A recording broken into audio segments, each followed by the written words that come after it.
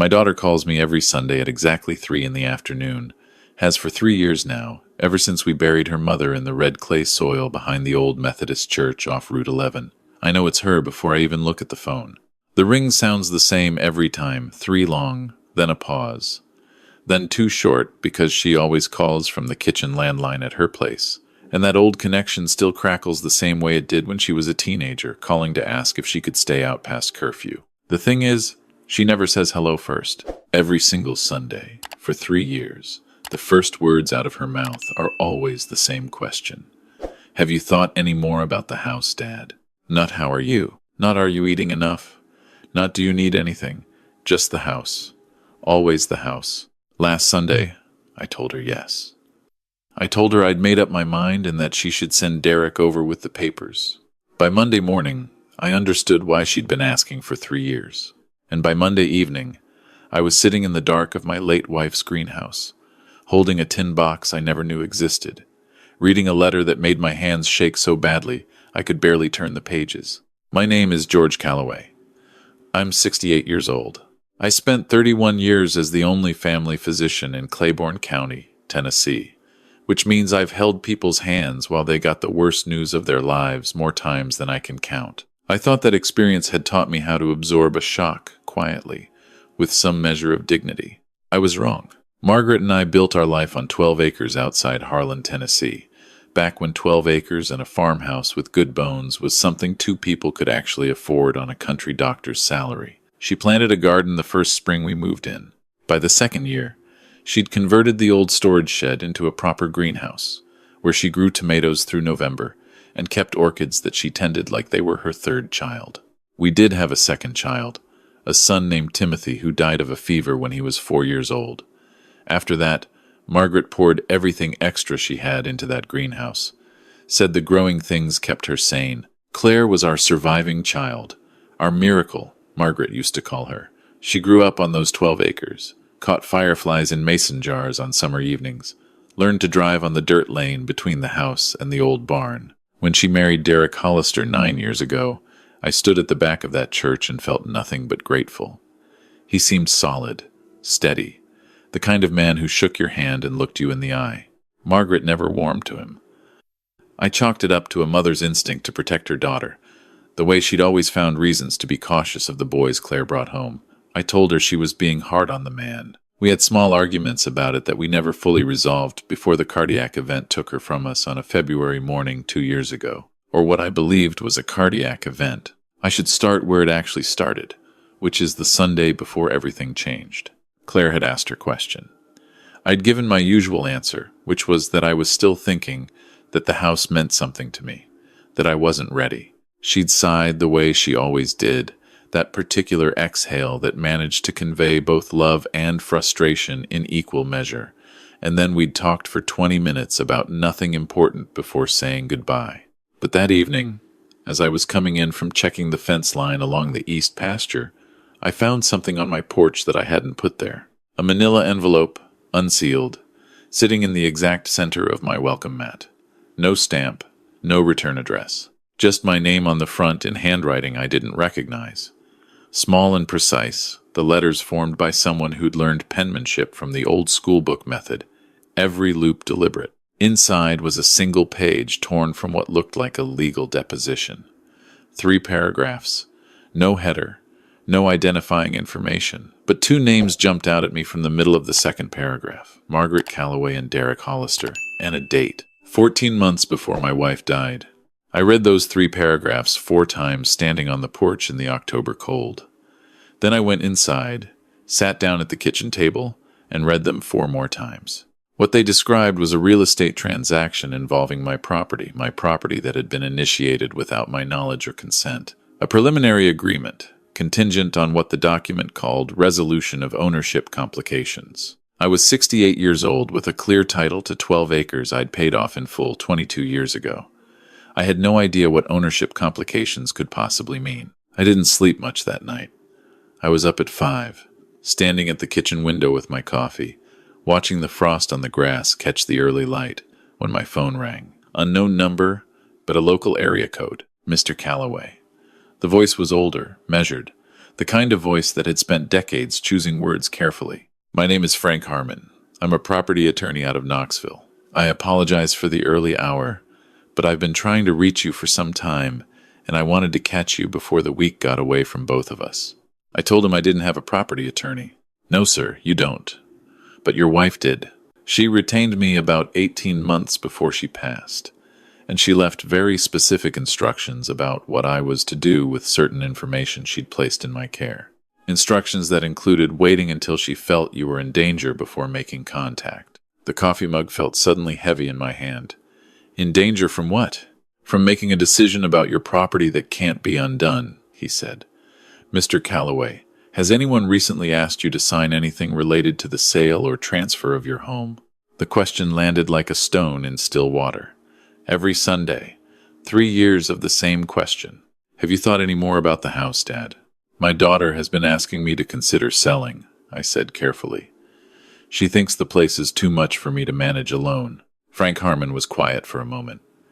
"And her husband? Has Derek Hollister been involved in those conversations?" Something cold moved through me then. Not fear exactly. Recognition. The feeling of a puzzle piece dropping into place that you'd been holding in your hand for years without realizing it fit anywhere. "He's mentioned it. He thinks I'd be more comfortable in town." "Mr. Calloway, I need you to not sign anything. Not today, not this week. And I need to meet with you in person, but not at your home. Can you come to Knoxville?" Before I could answer, I heard gravel crunching in my driveway. I looked out the window. Derek's black truck was pulling in, which made no sense on a Monday morning when Derek was supposed to be at his office in Morristown. "Someone just arrived," I said quietly into the phone. "Don't mention this call. Go about your morning normally. I'll be at the Shiloh Diner on Market Street at noon." He paused. "Margaret trusted you to find the truth when it mattered. I think today it matters." I set the phone down as Derek knocked on the front door. He looked the same as always. 6 feet, broad shoulders, that easy smile that I'd spent 9 years interpreting as confidence. He was holding a paper bag from the bakery in town, the kind of gesture that would have seemed considerate if I hadn't just spent the night reading a document with his name on it. "Morning, George." He never called me Dad, which Margaret had pointed out once and I'd dismissed as a generational thing. "Claire was worried after your call yesterday. Said you sounded tired. Thought I'd bring breakfast and check in." I told him I was fine. I made coffee. I sat across from him at the kitchen table and watched him eat a cinnamon roll and talk about the weather and the property taxes in the county and how the market had been particularly strong for rural acreage lately. He mentioned, as if it had just occurred to him, that he'd been talking to a developer out of Nashville who was interested in land with road access and agricultural zoning. "Just something to keep in mind," he said. "No pressure. But land like yours doesn't stay valuable forever, George. There's a window on these things." I nodded. I said I'd think about it. I watched him drive away and stood on my porch until his truck disappeared around the bend in the county road. Then I went to get my jacket and my keys. Frank Harmon was shorter than his voice suggested, a compact man in his 70s with white hair and reading glasses pushed up on his forehead. He was already in a corner booth when I arrived, a thick accordion file on the table in front of him, a cup of coffee going cold at his elbow. He didn't waste time. "Your wife came to me 2 years before she died," he said, sliding a photograph across the table. It showed Margaret sitting in this same diner, across from a man I didn't recognize. Young, maybe 40, wearing a Carhartt jacket. She discovered something that frightened her, and she wanted someone outside the family to hold on to the documentation. What did she discover? That your property sits on a geothermal formation of significant commercial value. A development company, Meridian Land Group, identified it 6 years ago. They've been quietly acquiring parcels around yours ever since. Your 12 acres are the last piece they need to complete the project.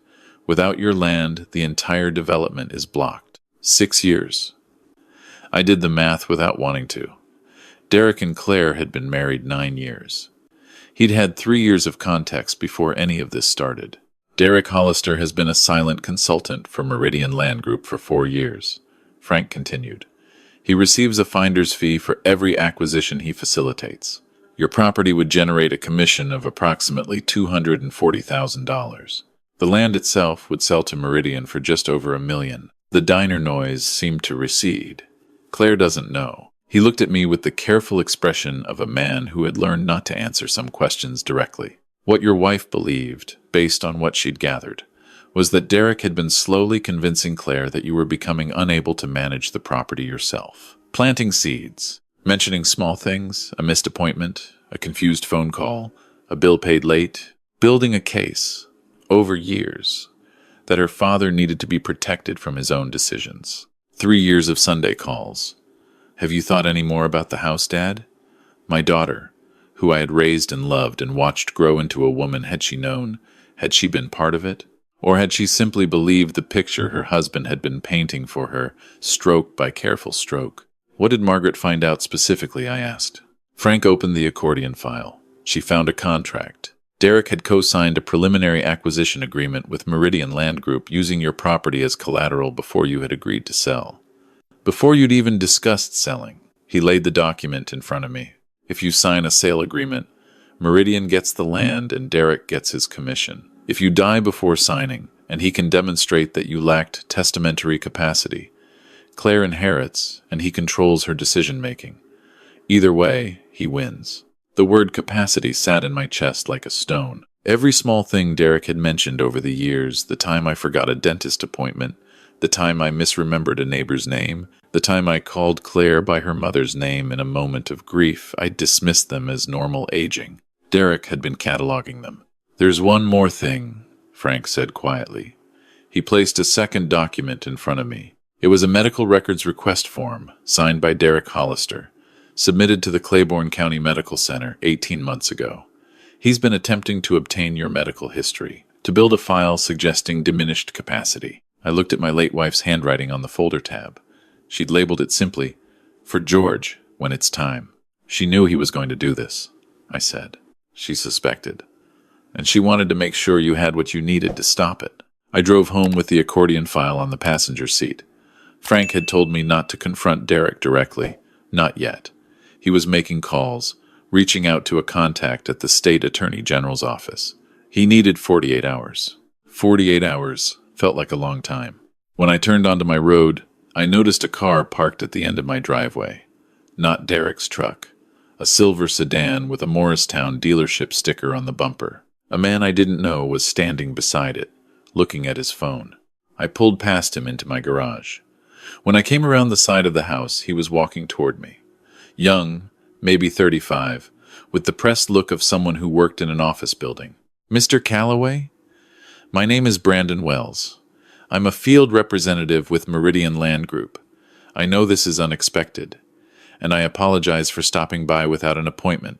But Mr. Hollister mentioned you might be ready to discuss next steps, and I happen to be in the area. My son-in-law told you I was ready to sell." He blinked. The scripted confidence slipped just slightly. He indicated you'd had some initial conversations. Yes. I just wanted to introduce myself and leave some materials. "You need to leave my property," I said, not loudly. The way I'd learned to say difficult things in 31 years of medicine clearly, without room for misinterpretation. "Right now. And you can tell whoever sent you that nothing has been decided." He left. I stood in the driveway for a long moment after his car disappeared, listening to the wind move through the hickory trees Margaret had planted along the fence line. She'd chosen hickory because she said they were stubborn trees. They kept their leaves longer than anything else, and they bent in storms, but they didn't break. I thought about her in that diner 2 years before she died, handing a folder to a lawyer and asking him to keep it safe. Knowing something was wrong, not telling me because she knew I'd confront Derek directly, and she knew that would end badly. She'd protected me the only way she knew how, by being 3 steps ahead. My neighbor Ray Patterson showed up around 5 that evening, the way he sometimes did, appearing on my back porch with a 6-pack of Sweetwater and a look on his face that said he had something on his mind. Ray was 72 and had been my nearest neighbor for 25 years. He'd helped me dig the posts for the east fence, and he'd sat with me in the hospital waiting room the night Margaret was brought in. I told him everything. Ray listened the way good men listen, without interrupting, without filling silence with noise. When I finished, he set his bottle down on the porch railing and looked out at the field. "Derek came by my place 2 weeks ago," he said. "Asked me some questions," and I looked at him. "What kind of questions?" "About you?" Said he was worried, That Claire was worried. Asked if I'd noticed anything unusual about your behavior. Whether you seemed confused. Whether you'd mentioned anything about the property that seemed out of character. He paused. I told him you were the sharpest 68-year-old I knew and that he should worry about his own business. We sat with that for a moment. He's building a file, I said, gathering statements. Then let's make sure the file doesn't get built. Ray picked up his bottle again. What do you need? What I needed was to find whatever Margaret had hidden on the property. Frank had mentioned that the documents in his keeping were important but not sufficient. Original records, he'd said. Physical evidence that couldn't be dismissed as copies.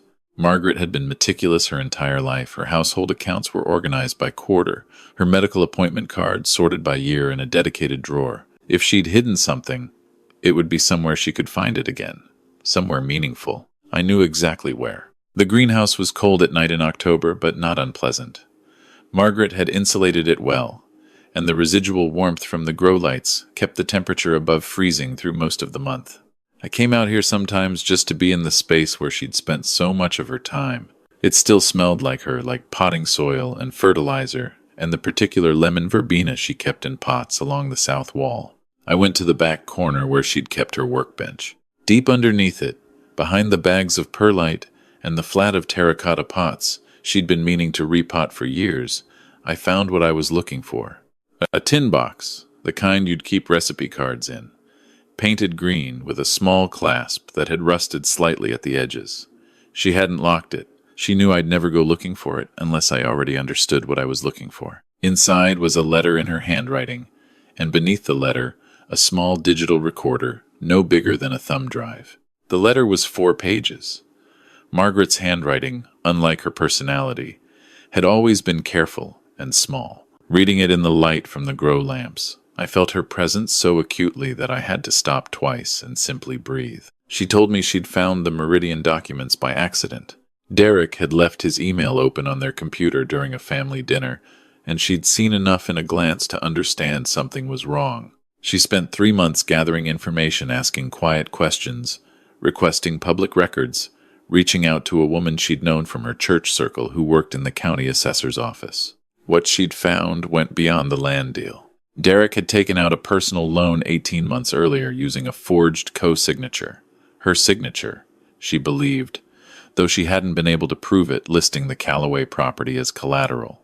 If I sold the land and the proceeds went into a joint account with Claire, Derek would be able to satisfy the loan and walk away clean. If I didn't sell, the loan company would eventually come looking, and he'd need another solution. The recorder contained 3 separate audio files, she wrote. Conversations she'd had the presence of mind to capture on her phone during what had appeared to be ordinary family discussions. In one, Derek described the property value to someone on the other end of a call, mentioning the geothermal assessment. In another, he discussed the timeline for what he called the old man signing off, which was the phrase that had caused her to stop transcribing her notes and simply write the words, "How could I have been so wrong about him?" In the third file, recorded 8 days before she died, Derek's voice explained to someone she'd never identified that the situation with Margaret was being handled and that they should expect movement on the property within the year. Being handled. I sat in Margaret's greenhouse for a long time after I finished reading. Long enough for the October dark to fully settle outside and the grow lights to switch to their nighttime cycle. I thought about her hands, which had been steady right up until the end. I thought about her orchids, which I still watered every Sunday out of habit. I thought about the fact that she had spent her last 2 years on Earth quietly building a case to protect me, and she had never once given me any indication that she was afraid. I called Frank Harmon at 8 the next morning. He didn't sound surprised. He told me to bring the box to his office without going anywhere near Claire or Derek first. He had made his calls to the Attorney General's office, and there were people who wanted to talk. I put on my coat and picked up my keys. That was when I heard the crunch of tires on gravel. 2 vehicles, moving faster than a casual visit. I looked out the window. Derek's black truck and an unfamiliar white SUV. Behind Derek's truck, I could see Claire in the passenger seat, which meant he'd brought her along, deliberately brought her as a reason for me to open the door and listen, as a buffer between himself and whatever he expected me to say. I had maybe 3 minutes. I took the tin box to the bedroom and slid it under the floorboard panel in the back of the closet, the one I'd meant to fix for 15 years because it had never sat flush. Then I went to the front door. Claire came in first. She looked tired in the way people look when they've been sold a story for so long that the telling of it has worn them out. She hugged me, and I held on to her for a moment longer than usual. Derek came in behind her with the air of a man who had decided this was the day. He was carrying a manila folder. "We thought it made more sense to do this together," he said, settling into the chair across from me at the kitchen table with the ease of someone who had rehearsed the blocking, rather than going back and forth. Claire sat beside him. She put her hand on the table, not quite reaching across, and said, "Dad, we found someone who can manage the transition for you. A senior living community outside Knoxville. Private, beautiful grounds. You'd have your own cottage." "I don't want a cottage," I said. "Dad." Her voice was gentle, the voice I remembered from when she was small and trying to convince me of something she genuinely believed. "You've been out here alone for 2 years. The property is too much. You missed a payment to the co-op last spring." "I've never missed a payment." Derek checked. "Derek is mistaken." I kept my voice level. "Or he's lying to you." The silence that followed had a particular texture. Claire looked at her husband. Derek's expression didn't change, but something behind his eyes shifted a rapid recalibration, the look of a man adjusting his approach. "George," he said, with the patient tone of someone managing a difficult situation, "nobody is calling you a liar. You're under a lot of stress. You've been alone too long. What happened with the payment is just one example of... How long have you been consulting for Meridian Land Group?" The question dropped into the room like something heavy. Claire's head turned. Derek's face went very still.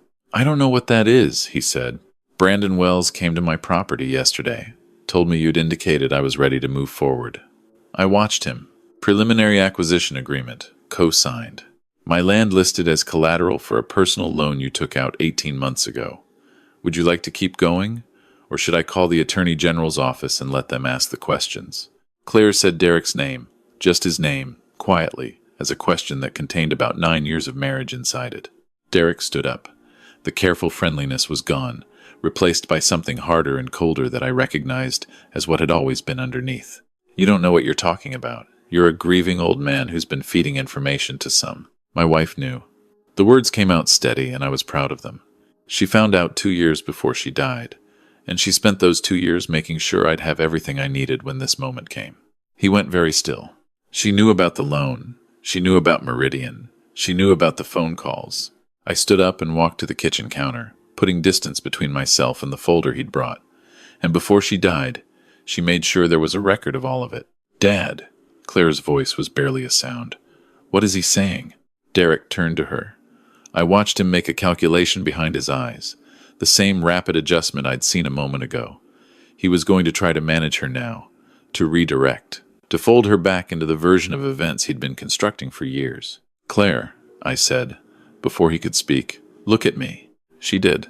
"Your mother spent the last 2 years of her life protecting this family. She found something out about Derek, and she handled it the way she handled everything, quietly, carefully, and completely. She left me what I needed." I paused. "She left us both what we needed." Derek moved toward the back of the kitchen. I didn't know what he intended to leave. To find the box? To do something else entirely, but he didn't get far. The sound of car doors outside stopped him. Through the window I could see Ray's truck, and behind it, a county sheriff's cruiser and an unmarked sedan. Frank Harmon had moved faster than 48 hours. I went to the front door and opened it. Ray stood on the porch with Deputy Sheriff Walt Simmons and 2 people I didn't know in plain clothes, one of them carrying a briefcase. "Morning, George," Ray said. He looked past me at Derek, and there was nothing gentle in his face. "Figured we'd come early." The next hour was not quiet or simple. Claire sat at the kitchen table while the people with the briefcase spoke with Derek in the front room. She didn't cry until Walt Simmons placed Derek in handcuffs, not dramatically, just efficiently, the way law enforcement does things when there's no longer any argument to be made. She cried then, and it was the sound of someone whose world had just reorganized itself around a truth she'd been half suspecting for years and dreading for exactly that long. I sat beside her. I put my hand over hers. "Did I help him?" she asked. "The calls? Every Sunday, was I... You were a wife who believed her husband, I said, and a daughter who was worried about her father. He used both of those things because that's what people like him do. He is responsible for what he did. You are not. She put her head down on the table and I sat with her and didn't say anything else, because some things don't need words added to them. The legal process took the better part of 8 months. Frank Harmon was meticulous in a way that would have made Margaret approve of him. The recordings, the documents, the preliminary acquisition agreement, the forged loan co-signature, all of it became part of a case that the district attorney described as one of the more thorough instances of premeditated elder financial abuse he'd seen in 20 years of practice. Meridian Land Group settled separately, paying significant penalties and abandoning their acquisition plans for the area. Brandon Wells cooperated in exchange for a reduced role in the proceedings. Derek Hollister received 6 years for financial fraud, forgery, and conspiracy. His attorney argued for less. The judge was not moved. The question of what had happened to Margaret, whether her cardiac event had been something else entirely, was investigated and ultimately inconclusive. The pathology was consistent with natural causes, and there was no physical evidence to suggest otherwise. The recording of Derek saying the situation with Margaret was being handled could mean many things. That uncertainty lives with me. It probably always will. I choose to believe that whatever Margaret's death was, it was not without love that she was surrounded by it, even in the parts of her final months I didn't fully understand. Claire filed for divorce. She moved back into our town for a while, into a small apartment above the hardware store on Main Street. We had Sunday dinners. Not phone calls, actual dinners. In my kitchen, the way we used to before her mother died and the distance crept in. She cried sometimes at the table, and I let her, and gradually she stopped. Sometime around spring, she helped me repot Margaret's orchids, which I had been watering faithfully but without much success. She has her mother's hands. The orchids are doing better now. I stand sometimes at the kitchen window in the early morning and think about the things we carry without knowing we're carrying them. Margaret had walked through the last 2 years of her life knowing something terrible, protecting someone she loved, planting evidence in a greenhouse like she planted everything else with patience and faith that the right season would eventually come. I didn't sell the property. The 12 acres are still mine, and the hickory trees still keep their leaves longer than everything else. And on Sunday afternoons, Claire comes over and asks me nothing about the house except whether I want her to help in the garden. Last week she asked if I'd ever thought about what to do with the acreage on the east side, the part past the old barn that's mostly gone to meadow. I told her Margaret always said that land should grow something useful. We're putting in a community orchard. The county extension office is helping us plan it. When it produces, and it will, eventually, the way most things do if you're patient enough, the fruit will go to the food pantry at the Methodist church where we buried her mother. I think Margaret would find that appropriate. I think she'd also say it was about time. My daughter calls me every Sunday now, but she doesn't call from across town. She pulls into my driveway and knocks twice and walks in, and she's been known to stay until dark and sometimes past it. She never asks about the house. She just asks if I've had dinner and whether the old radio in the barn is still picking up the game. It is. We listen to it together, the two of us and the October dark coming in through the barn doors. And for those hours, the question that haunted us both for 3 years has no power over anything at all. There's a moment, near the end of most storms, when the wind drops suddenly, and the quiet that follows feels almost like another kind of sound. That's what forgiveness feels like, I've come to believe. Not the absence of what happened, not forgetting, just the moment when the wind drops, and you realize that you're still standing, and that the person beside you is still there, and that the morning when it comes will come clean. Margaret knew that. She always did. I'm just glad I finally caught up.